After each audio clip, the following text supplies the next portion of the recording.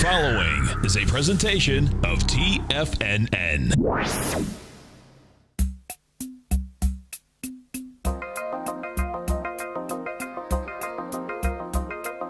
The Power Trading Hour with your host, David White.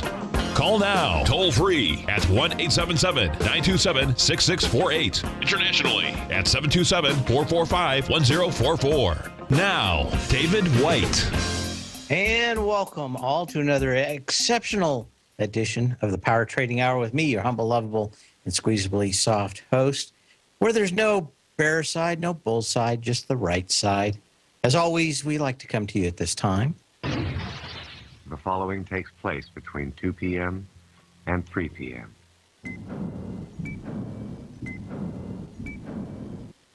And what do we have today? Well, certainly we've got a down market. Of course, we've been talking around about 2 billion shares as we start the show the last few days. 2.3 billion shares. We are off 11.5 points. Does this confirm a move? In itself, it does not. But, of course, I was speculating that all the cash had come in on Friday to paint the tape. Let's put some lipstick on this pig. And that they had dolled that pig up pretty good on Friday. That why they continued to push yesterday. There just wasn't any gas left in the tank. But we will see. That is my speculation. I do not know the future. I divine it from the past and look for clues at the scene of the crime. Life's been good to me so far. But anyway, 2150 on the S&P cash. Always will probably see some dipsters. They've been buying dips for the last 3 years. I don't suspect today will be any different. The only thing is that they're burning up a lot of cash trying to get this market higher. And the question is whether or not that is a prudent investment scheme, because, of course, we know the most amount of money comes into the market right at the highs. But we shall see. Anyway, decent volume. We'll see how the end of the day comes in. But I think it was pretty predictable. We talked about the single biggest and most important chart over the last week, and that was the TLT. We're seeing pretty much the confirmation in that one. We'll talk more about that, the dollar, and other things as we get this show on the road. That it's all just a little bit of history repeating. On this day in 1957, the Soviet Union inaugurates the space age with the launch of Sputnik, the world's first artificial satellite. The spacecraft named Sputnik after the Russian word for satellite was launched at 10:29 p.m. in Moscow time from a base in Kazakhstan, Ustunistan. Anyway, Sputnik had a diameter of about 22 inches and weighed 184 pounds, circled the Earth once every 4 hours, or every hour and 36 minutes, traveling at 18,000 miles an hour. It had an elliptical orbit that had was at far out at 584 miles and its nearest point of 143 miles. That is not what they were trying for, but what they ended up with. It's a learning process. This was the third satellite they tried to launch. And interestingly enough, we had a satellite that could have launched about 3 months before this one. As I said, there were 3 others that blew up before this one actually went into space. They had a very remote area where they could launch these rockets, and no one could really see, and we didn't talk about it. Probably the most interesting thing to me was Eisenhower's laissez-faire idea of what rocketry could mean. And that's when you always have people that fought the last war, they tend to always focus on the last war and not the one that's coming up. I think Eisenhower, if you could fault Eisenhower on anything, it was the idea that he was trying to ignore the elephant in the room, and that is, of course, missiles delivering nuclear payloads in the coming future. Of course, the Ruskies were pretty horrible individuals. A lot of people wanted to give them a pass, and the commies that were helping them. But remember, the first man in space, everybody remembers him. How many people know that the Russians killed him because they didn't like what he was saying? I think that there's a lot of hidden history out there. But Gagarin, they whacked the dude because he was mad because they one of his best friends, they put him on a rocket that they thought that had a 85% chance of blowing up. And he said, don't launch it. They pushed him away, launched the rocket anyway. His buddy ended up dead. I think I can't remember exactly what happened. Parachutes didn't open or something didn't open or there was a other problem. The thing impacted and burnt to a cinder. And I don't think he put his buddy in an ashtray and buried him. But became a really raging alcoholic because, of course, one thing that we know about socialism and communism is they cannot tell the truth. This was the first time they did it. The only other question we don't really know the answer to is who was truly the first man in space. Gagarin was the first man in space that lived to tell about it.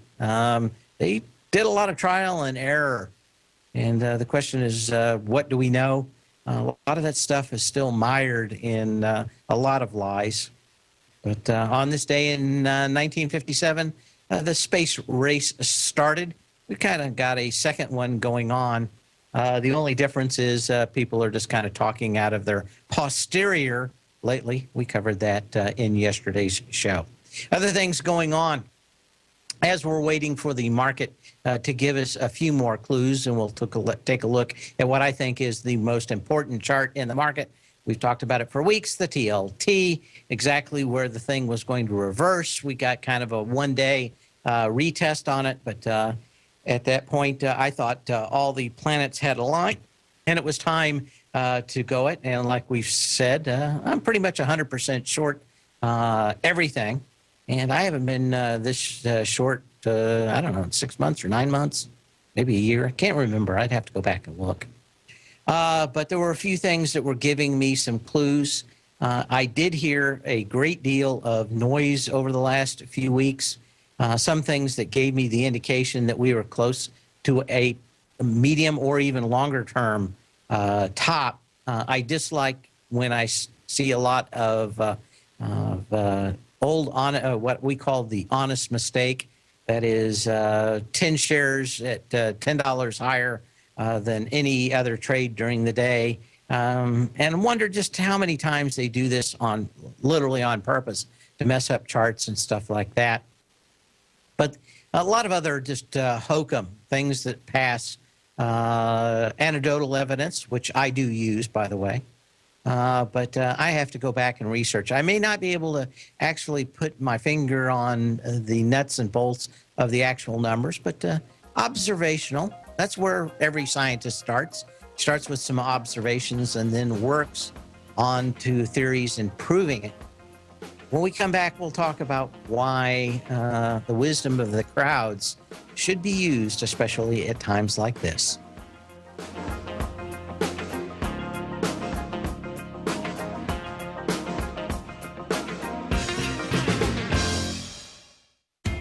TFNN is excited about our new software charting program, The Art of Timing the Trade Charts. In collaboration with Tom O'Brien and using his best-selling book, The Art of Timing the Trade, Your Ultimate Trading Mastery System, David White has programmed an outstanding piece of software that will complement any trader's methodology. Using this first-of-its-kind program, The Art of Timing the Trade Charts allows you to scan thousands of stocks for Fibonacci formation setups, including Gartley's, ABC's, butterflies, and much more. The Art of Timing the Trade Charts is designed to help you when scouring the markets for stocks just beginning to form the trading patterns that many investors spend days, weeks, or even months searching to find. And right now, we're offering licenses available at only $79 a month. We are so confident that you're going to love this new charting software software that will even give you a 30-day unconditional money-back guarantee. Don't miss out on this incredible new piece of software. Get your copy of The Art of Timing the Trade Charts today by visiting TFNN.com. Tiger TV is an exciting way to experience TFNN programming. See high-definition video giving you crystal clear charts, as well as seeing some of the faces of TFNN's highly acclaimed financial experts with crisp, full-fidelity sound.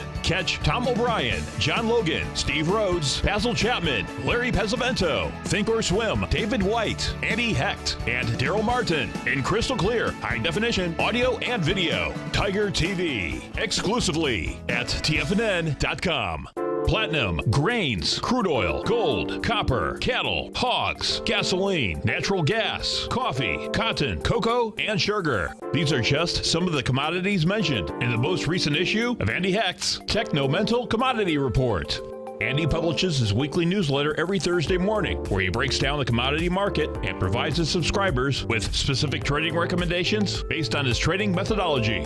By signing up for a free trial to the Techno-Mental Commodity Report, you'll get a full 30 days to try out this powerful newsletter service and see for yourself the types of trades Andy has recommended for his subscribers. When you sign up for a 30-day free trial, you're under no obligation to pay anything. And should you decide to continue, you will lock in the low rate of only $79 a month. Sign up right now for the Techno-Mental Commodity Report and make sure you're ready to catch the next big trade in commodities. For more information and to get started today, visit the front page of TFNN.com. Many of our new listeners have heard about the Tiger's Den, but wondered, what exactly is it? The Tiger's Den is a lively community where professional traders and investors can meet, exchange ideas and information in a comfortable, moderated atmosphere. Hear all of your favorite TFNN shows, plus see all the charts as they happen live during those shows and have access to all those charts. You can test drive the Tiger's Den absolutely free for 30 days. It will greatly enrich your knowledge of these markets. Details on the Tiger's Den are on the front page of TFNN.com. Dave takes your phone calls now. Toll free at 1-877-927-6648. Internationally at 727-445-1044. And one of my favorite books of all times is The Madness of Crowds. And of course, there was a corollary to that book published by James Surowiecki called The Wisdom of Crowds, and that is more people making more decisions, kind of averaging them out, probably comes to a optimum decision. But he outlined in his book why people make very bad decisions and why very few individuals can come to very good decisions. Some people ask me, well, the markets are random. I don't believe that. But they also say, you know, how can I compete with somebody in New York with all the money and programmers in the world? And I can tell them they have the big men of the street, the big people of Washington, D.C., New York, Chicago, and L.A. all suffer from one huge problem. They are probably the first to start talking about diversity. And as soon as you actually give them a real diversity of opinion, these people run for the hills and call you all kinds of horrible names. But in reality, these places tend to be the antithesis of diversity of opinion. One of the problems I suspect in technology right now is just that. There is a litmus test in a handful of companies in Silicon Valley where if you don't toe the Marxist line, you are not getting a job at that company. And that's always worries me because I tend to see people when there is not any kind of challenge to their nutty opinions, kind of how you get Hitler. Nobody, really asking the tough questions of people. But he had four big ideas for what made a good decision maker. And, of course, what I'm talking about now and some of the other forecasting books we've been talking about in the last 2 weeks. But the first is diversity of opinion. And I think you have a fairly decent heads up compared to many people that all live in around Manhattan. Their kids all go to the same schools. They all do the same thing. They all have to fit back in.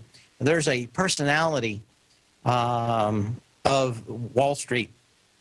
And even you see horrific fascist kind of things happening at Goldman Sachs, where you'll get fired if you donate to a political candidate they do not like. Those kind of things really tell me that there's not a good diversity of opinion, and it's not easily shared. The other thing is, again, kind of the same thing, people's opinions that aren't determined by the opinions of others around them. Decentralization, people can specialize and draw on local knowledge. This kind of goes back to a big deal that, I'm trying to remember the guy's name. He was a big fan of just going to the mall and picking the winners out of the store. Maybe somebody in the den says something like that. But I'm trying to remember his name now. He was kind of like big in the late 80s and 90s, and maybe even 2002 or 3. He picked a great, like the Gap and some of the other ones. He had some real big 10-baggers, but he just followed his wife around the store a great deal. Yeah, Lynch. But you can get specialized knowledge, and you can look at stuff that other people do not see. And probably the best thing, and that is some mechanism that exists for turning private judgments into a collective decision. Probably one of the better things that we have, like in the Tiger's Den. I get to hear people's opinions that do not agree with mine. I don't have to yell and scream at them. I can have and let a diversity opinion occur. We can have the independence. We can have the decentralization.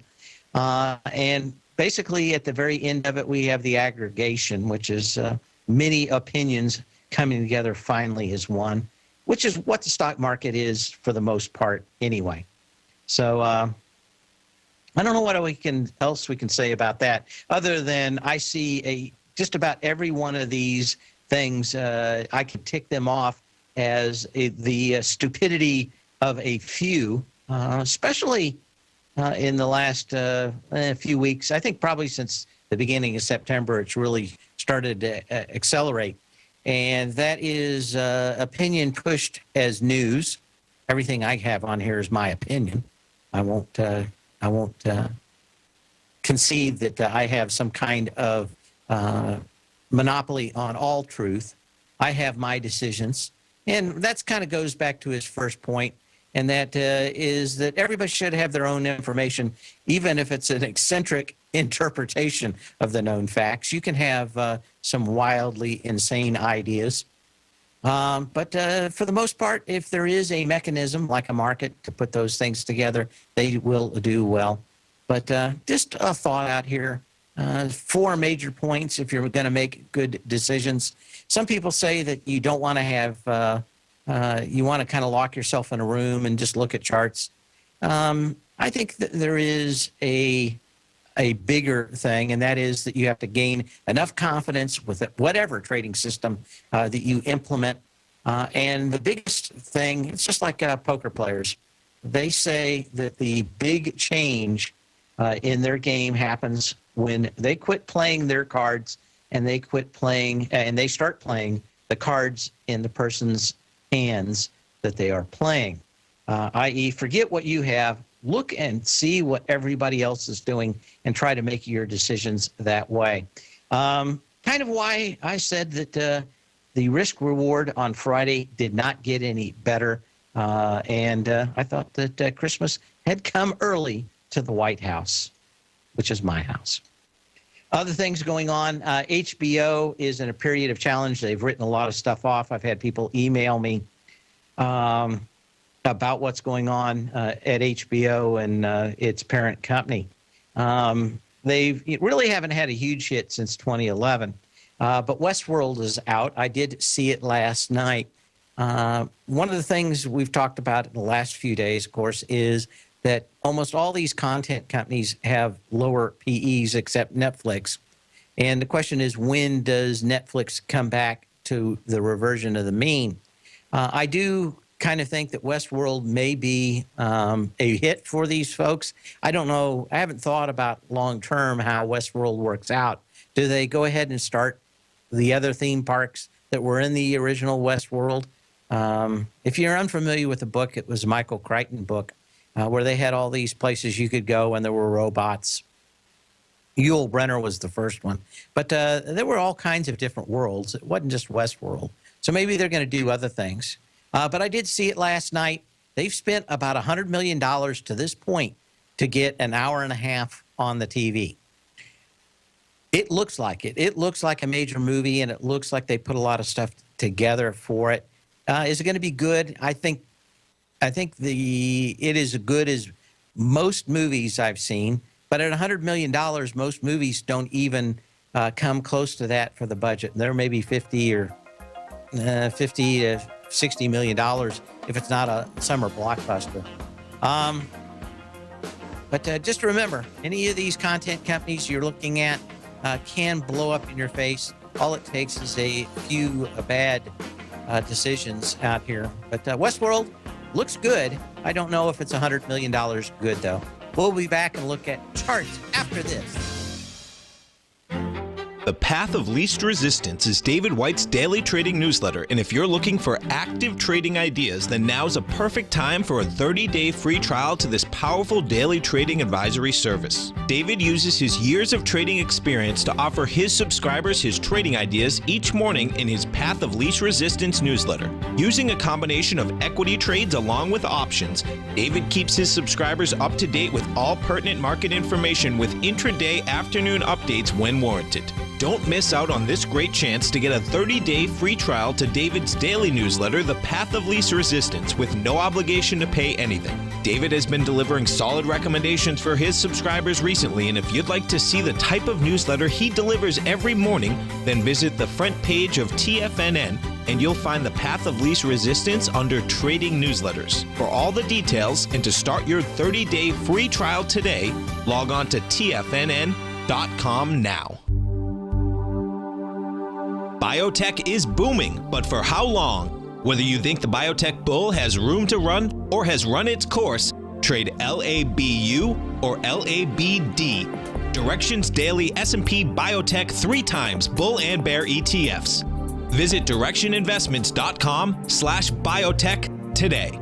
An investor should consider the investment objectives, risks, charges, and expenses of the Direction shares carefully before investing. The prospectus and summary prospectus contain this and other information about Direction shares. To obtain a prospectus or summary prospectus, please contact Direction shares at 866-476-7523. The prospectus or summary prospectus should be read carefully before investing. An investment in the funds is subject to risk, including the possible loss of principal. The funds are designed to be utilized only by sophisticated investors such as traders and active investors. Distributor Foreside Fund Services, LLC.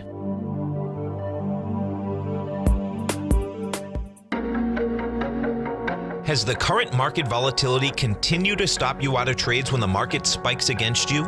Now is the perfect time to open up an account with Nadex. Nadex, the North American Derivatives Exchange, is a brand new, completely regulated Chicago-based exchange, and unlike most other exchanges, Nadex allows you to trade directly through them with direct market access when using their completely free trading platform, which also features real-time charts and full customization capability. One of the advantages of trading with Nadex in volatile markets is that your risk is always capped and you have the ability of keeping your trades open even when the market spikes against you. Nadex is completely brand new with a line of unique trading products that are unavailable anywhere else. See how it works at nadex.com. That's NADEX.com. Or click on the Nadex banner on the front page of TFNN.com. Futures and options trading involves risk and may not be appropriate for all investors. This segment is brought to you by Think or Swim. For more information, just click the Think or Swim banner on the front page of TFNN.com.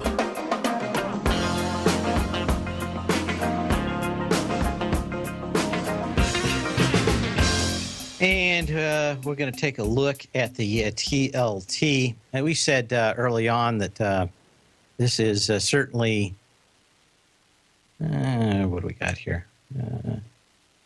The most important chart we talked a little bit about the ABC setting up in this thing. It was just about perfect. Yeah, did it have one more run? Did it have one more reversal day?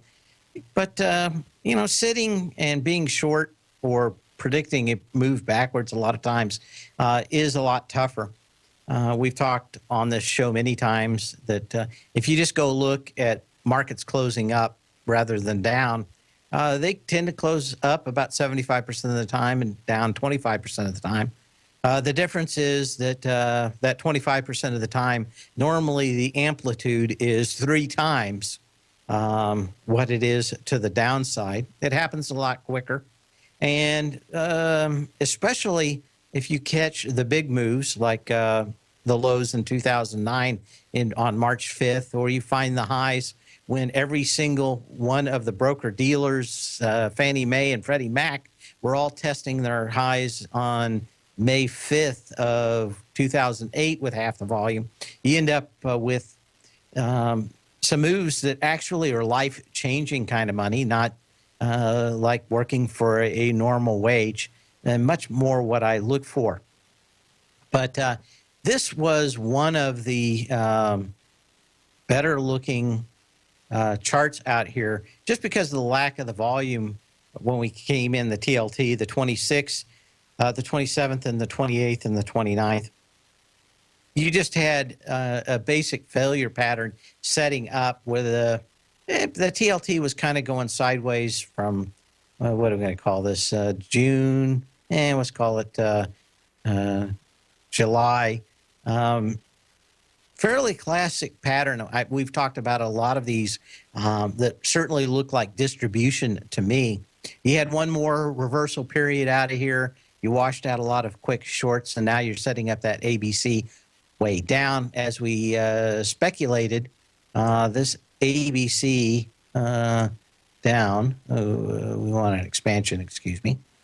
Give me just a second here. We wanted this expansion to start on July 8th, come down to the 133.03 level. There we go. And end up here. This sets up the 128.56. And I love it when not only do you get a projection of an ABC, but you get the pattern, which I love, which is this long distribution pattern for 20, 30 trading days. Kind of a failure, bounces with and makes heavier volume to the gap, rallies. All that energy kind of comes in a couple of days and look like the it was a 50, let's call it a 58% retrace. But certainly the volume was pathetic when we went in to the move down of the 8th of September. So I kind of liked several things. I did like that the projection did take us back to this gap up that goes back to the May 3rd move in this market. So I was pretty sure that we're at least going to get 133 on the TLT. Any kind of big, huge move in the near future for volume, and we're going to see what that ends up being today. But it is picking up. We got 8.2 billion shares already. 8.2 million shares already in the TLT. You're going to need 15 or so million theoretically to bust the 133. But it may just not stop. I have a feeling that this thing has a lot of wind behind it, and that 128.56, which is the first one-to-one, takes you down into that area where you have two lows at 127 in change, March 11th and March 26th. And I don't know how the Fed gets around this. They've told everybody, pretty much sworn on a stack of Bibles, that they're going to raise in December. This thing has to move now. You can't wait until the announcement to start bailing out. And I don't know what else you can say. We will keep an eye on it. We got 2149 on the S&P cash. We're off 12 points. No end of the world just yet. But volume is decent at 2.5 billion shares. What else did we have out here? We had a few questions. When are the bears going to attack? See it, the tractor pull. I don't know where he's coming out. When do the claws come out? I've talked about that before, and a lot of these stocks and sectors that he's asking about in this email, this is Peter, they're going to go sideways for a while, like TLT. You see that distribution pattern out here that's really kind of started on this gap down on the 1st of August. And, it went all the way to the 8th of September without really getting out of its way. And then, of course, volume came into the downside, and that will tell you. But a couple of sectors that this gentleman is talking about in the newsletter, they're going to fail, I suspect. That's what I'm speculating on. But they'll be like this. They're going to go sideways for a while. You're not going to pick the exact day. You're going to wake up one day, and the thing's going to fall out of bed, and that's going to be it. So that's one of them. What else do we have? What's going on with emerging markets? And the question is the U.S. dollar rise, which we had a nice move today. Maybe some more fundamental pictures. I just suspect that a lot of the support right now that we've seen in emerging markets has to do with oil, and I don't suspect that that is sustainable.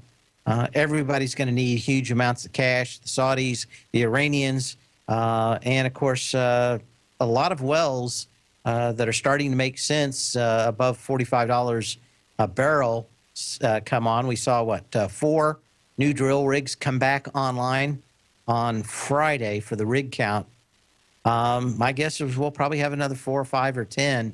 That's enough to put enough supply in this thing, in the oil markets, to keep them down for a while. And I'm really not buying the whole Iranian Saudi love fest either. It may take a week or two to get those coming through, but we've got some nice movements in the emerging markets today. We've just always had the Fed stand in the way of these, and I continue to think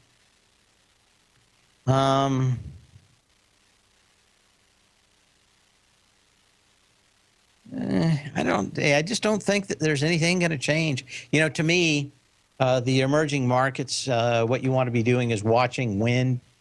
We talked about this one blowing off its top a while back and coming up and hitting these gaps. Wind did it and then literally fell out of bed. And let's get a little better picture out here.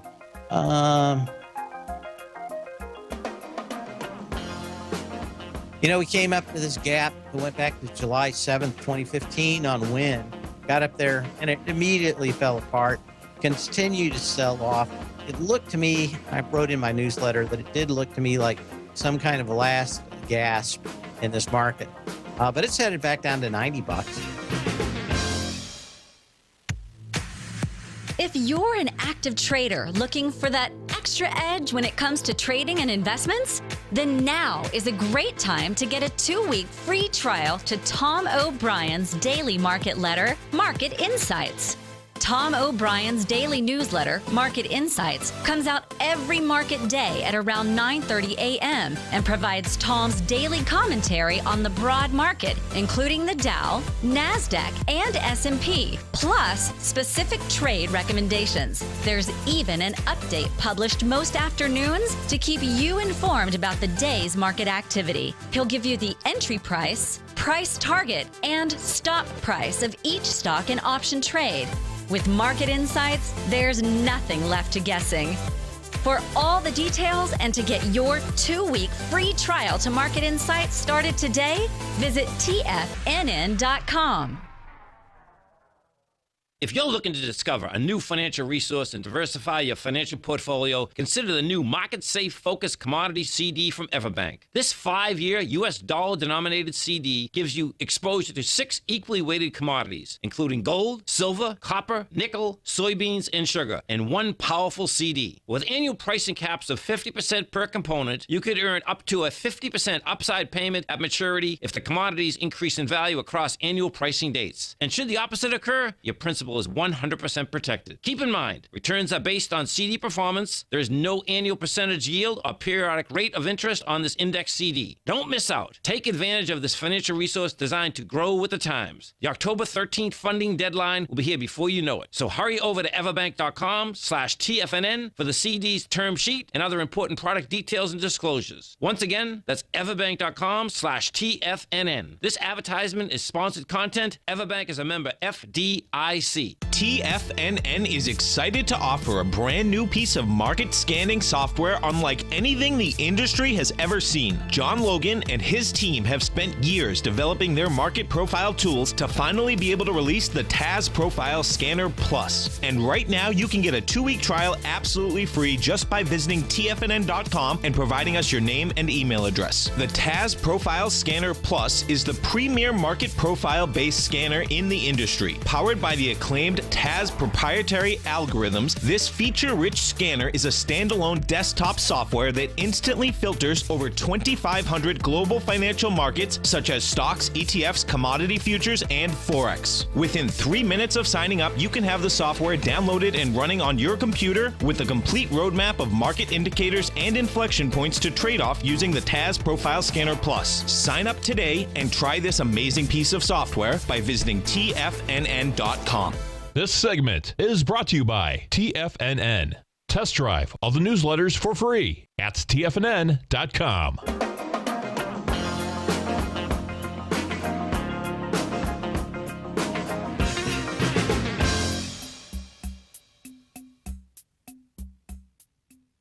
And we're back. What else do we have happening here? To get a few things going on. 2148, 2.53 billion shares. So it looks to me like we are going to have a lot more volume by the end of the day. Would we get to 4.8? I don't know. I think the first time we get 4.8 or 5 billion shares, that will be the final confirmation of a top and probably a medium or even longer term top in the markets. Had a few questions about what's happening in the S&P and where I think the markets could pull back to. Well, I think if we fail in this range, we're going back to slightly under 2,000 on the S&P cash. That would just be how much the dollar at maybe 98 or 99 on the dollar index, or maybe 100, would affect the companies going forward. And I think that's probably a fairly decent guesstimate that we'd want to shave off probably about 10% of the S&P price out here. So I'm looking for a little under 2,000, and that would just be for the first half point of rate hikes. And of course, they're probably only going to give us a quarter in December, and then maybe another quarter come February or March or something. So it's going to be long. But if we get a cut, if we get a hike in December, my guess is they're already going to start pricing in the next one fairly quickly, figuring out that Janet Yellen is no longer just blabbing, but actually acting. But we'll see. We need a little bit more confirmation out here. They need to raise rates. They know it. And I don't think that there's anything else they can say about it. Of course, the dollar index got up to 96.44 today. It's at 96.14, still at 45 cents. But it looked to me like it is solidly busted out of that lower range. It's now in this upper range, and that would take you to 98.90 probably, with kind of a few of the changes. I'm kind of looking for that. And maybe if we get that close, it'll probably go tag 100. And that would give us a much better place. If you wanted to go long this market, I suspect that you would want to see some kind of evidence that the dollar is topped out. And of course, all you have to do is look to gold to see the effect on that right now. But I suspect that same kind of movement is coming to the S&P and a chart near you. Let's look at a few other stocks out here and see how they are working. Tahoe, we talked about a lot of these gaps getting filled. Tahoe Resources blowing through pretty much all these gaps below. There's one more at about $10. Let's take a look at FCX real quick. I kept on thinking that the charts really showed that a fairly decent retrace into FCX would take it back into about the $7 lower range. I don't think that that would be too hard to look at. The energy is now kind of just setting up, but stocks have a pretty good indication of coming back to where they really had a big sign of strength. And your last big sign of strength is kind of in that $8 range back here on, what is that, the 4th of March. You came up with 104 million shares in FCX. See what your low of the day out there. It was $9.17. So that's kind of where you're at least going to come back into, I suspect. And then we'll look at some of the other ones. But I think probably, a lot of people piled into this one. I could see it coming back into the low sevens, maybe $7.80 is where I'd be looking at that. Maybe with $1 up there at, 98.80. Something like that, or $100 on the dollar index. What else do we have going on here? WEC, which is Wisconsin Energy. Seeing some of these, like I said, look like they were going to go retest their lows, recent swing lows. April 21st on Wisconsin Energy, WEC, $55.46. 3.1 million shares. We already have 2.1 million shares. Got another couple of bucks, though, to come back and test that. Do have another email here from Lutz, Florida, about Amazon. And one of the other things that makes me think that we've got some form of a long-term top is the big men of Wall Street are shorting some of these stocks like Amazon. We have seen some of the most, I'm going to say in the last $15 range, anything above about $8.25, it seems like the big men of Wall Street are more than willing to fire away on the short positions in Amazon. There may be a good reason for shorting Amazon. And that is that some of the scuttlebutt is that Amazon doesn't like dealing with either FedEx or UPS that much. And they've basically got 20 planes right now that they're using their own to kind of cut costs and not give that money to FedEx and not American Express, FedEx and UPS. One of the things that they have is they don't have a union right now.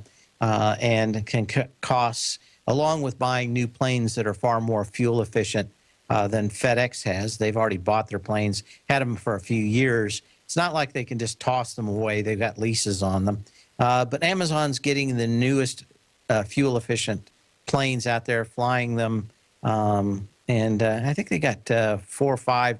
They've got 20 total on order. But the amount of money to do a FedEx UPS operation, at least to the terminal in your city, is fairly expensive. And a lot of people, why no one's talking about it on Wall Street, I suspect that we are going to see some pressure on Amazon as they spend that money and build out a rather large amount of money just in planes, places at airports. They may be done with all the money that they've spent on local warehouses, but it certainly looks to me, and some of the discussions that have been surrounding Bezos and Amazon, he is willing to commit to a lot of money for planes under his name. Long-term, probably fairly good. Short-term, going to put a hit on the balance sheet. And for a company that's very hard, if almost impossible, to value, what do you say when things maybe get a little tough again for Amazon and its profit and loss statements? But one of the things you can do, especially with big, expensive stocks like this, is you start seeing that they are being shorted. Your retail trader is not shorting a stock that's $842. They may buy options. But if you see somebody that's literally shorting $840 stocks, I think you can probably say that 95% of the time, it's some big street name that's more than willing to sit on this thing for more than a couple of years. We'll be back after this short timeout. Are we there? I don't hear anything.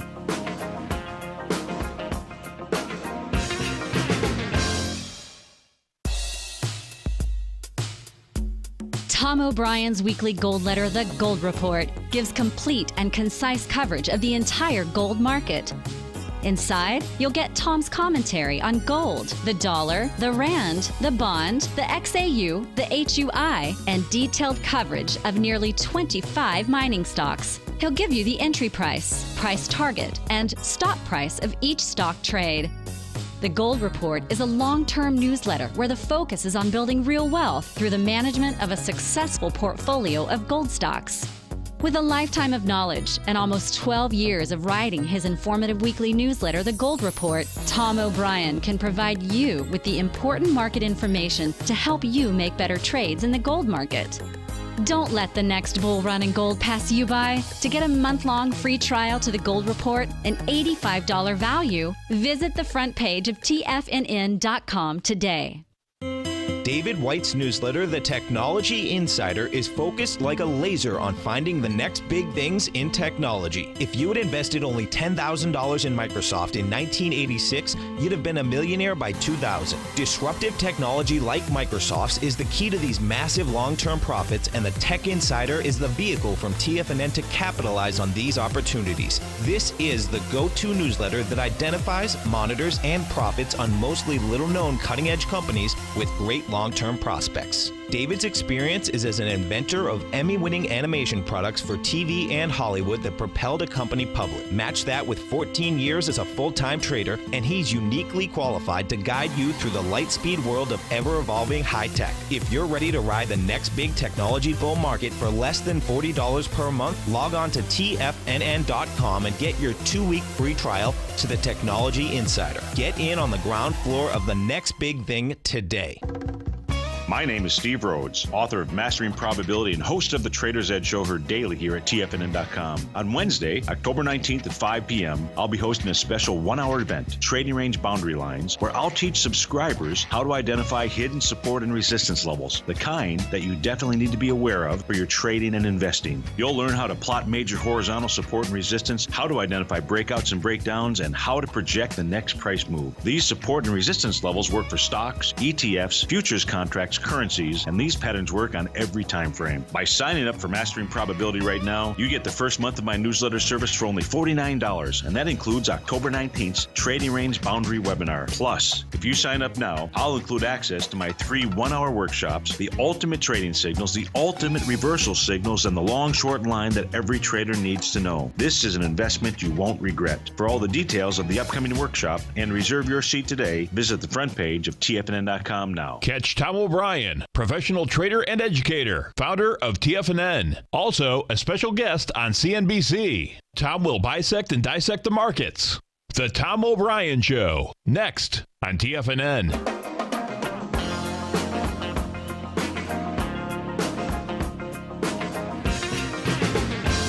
And we're kind of coming out here getting ready. Well, we are actually testing the lows of the day at 2146.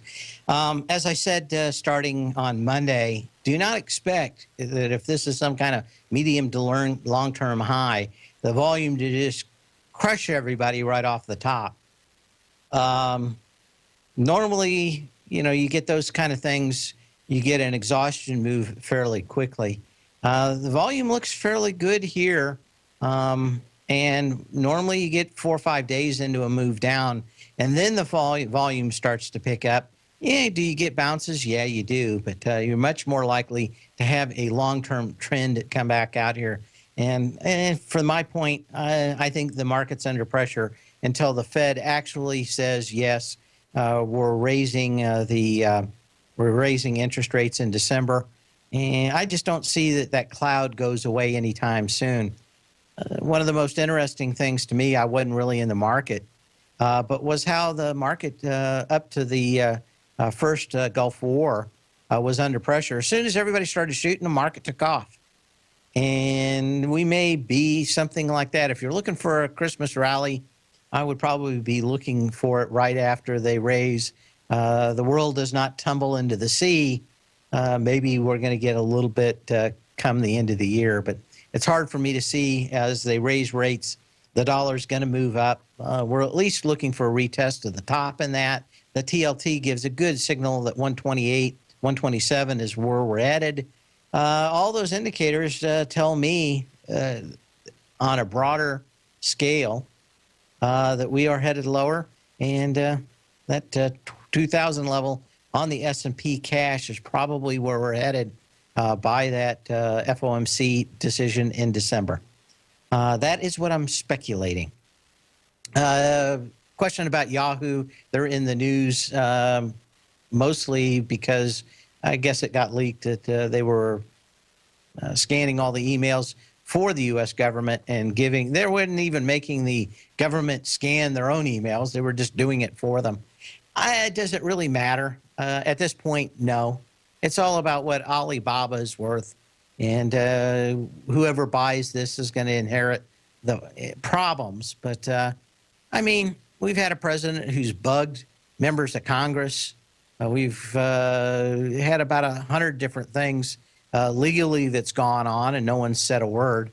I don't see why anything like Yahoo getting involved in this is going to really matter. I don't see anybody that I think they would just assume Snowden kind of fade away. They're not in that big a hurry to have him in the news every night for a jury trial. So to me, it's just hard to see that anybody thinks that much about bugging or getting hacked or all their emails coming out in the press. It just seems to me like it's kind of come to nothing, hasn't it? Everybody's just gotten used to it, kind of like everybody hacking their and getting credit cards. It's just, I think it was $4 billion last year in phony credit card charges.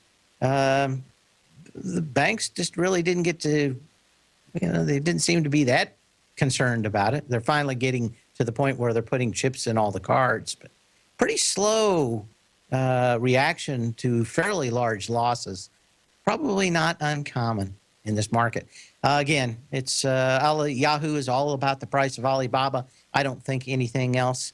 I am fairly bearish out here through the end of the year. We'll see how right I am or how wrong. It will show up in my bank account.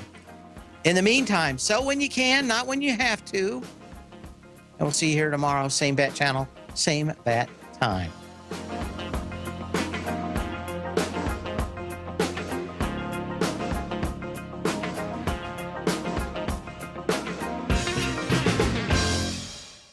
Larry Pesavento has just started his brand new service, Fibonacci 24/7, and he's already delivering content to his subscribers on a daily basis when the market's opened and even on weekends. Each Monday, you'll receive Larry's written report that provides detailed commentary and a summary on the charts and videos that Larry sends out. And throughout the week, when warranted, Larry will send out via charts or videos or both the key markets that he is watching during the day. This will be up-to-the-date, active trading information that will help you in your daily trading. In Larry's first week alone, he sent out 25 charts, 6 videos, and a full report to his subscribers in just 1 week. If you're a technical trader that uses patterns and retracements to trade, then Larry's service Fibonacci 24/7 is something that you must try. Right now, new subscribers can get a full 30-day money-back guarantee. With nothing to risk, sign up now to Larry Pesavento's Fibonacci 24/7 by visiting the front page of TFNN.com under Trading Newsletters.